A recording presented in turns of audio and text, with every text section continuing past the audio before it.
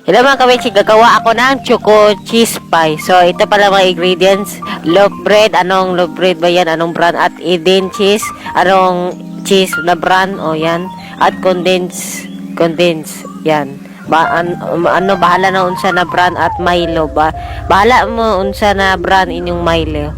Oh, yeah, Milo, chocolate to, yeah. At toothpick para kanang dili siya mag-umapaw yung creaminess. At ito, gihiwa na akong cheese, tapos nag-prepare ako ng Milo, tapos kung namoy hot and cold water nga ng dispenser, dapat sa hot ibutang, tapos i-mix ninyo, i-mikos-mikos yung mga insan. Yan. Dapat sa hot, dapat cold. Kung cold, di mo buta, di na malanay. Maglutang-lutay yung chocolate. So, yan. Dapat hot. So, yan. Tapos ibutang nimo ng tinapay, tapos ibutang nimo nag Milo. Yan, ibutang nimo nag Milo. Yan. See that? Yeah. Yan, Milo yan mga kawil. Milo yan. Oh, Milo yan. Oh, sige, Milo dyan na. Yan. Milo. Tapos ibutang nimo nag cheese. Yan, ibutang cheese. Tapos, mananak, ibutang na mo kondensada. Yan, kondensada. Yan. Halata naman condense yan, no? Wala mag-condense. Yan, ibutang. Ikaw na bala kung daghan ni mo o gamay. Biti po ni mo ng negosyo. Oh, yeah. Biti mo na yung negosyo. Oh, yeah. Oh, yeah. Yan. Yan. Basta ibutang yan. Yan. Yan. Yan. Basta yan. Yan. Yan. So, ipilo ni mo yan parang sa Jollibee o sa McDo. Ba siyang peach mango pie and apple pie sa McDo Jollibee yan. O ba, ikaw na bahala kung itinidor ninyo, tapos kung waan ninyo ng brown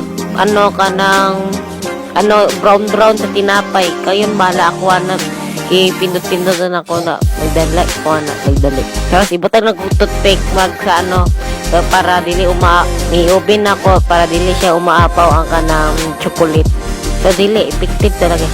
Ay, itos man ako niya. Yan. Patay sa oven, kayo na bahala sa oven. Yan ay choose sa oven. Sorry na. Yan, luma na. So yan, i-oven naman yan. Yan. Yan. So nag-toast na siya. Ay, wala pa dahil. Oh, nag-toast na siya. Nag-brown na siya. So amazing na yan. Crispy na yan. Para sa yummy talaga yan. Yummy. So yan. So yan, ginuha na yan ni boss. Gusto yun. Ginuha na yan. Tinapay na brown. Ang uban wala na brown sa gilid-gilid na brown. So crispy naman siya. Crispy talaga siya. Hindi ko alam anong oras. Basta ang alam ko 2 to 3 minutes ang oras nito. Nakabutang sa oven. Kasi sira na yan eh. Kami pa tanaw kung no brown ba siya. So let's taste this. Itong sunog na ito. Sarap ba ito? Milo. Tapos condensed with cheese.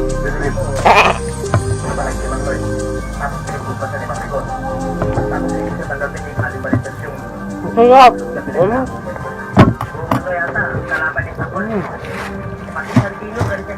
Basta ni mo cheese tapos Milo. Ako niluto. Ang oven eh. Try this home. Try this recipe.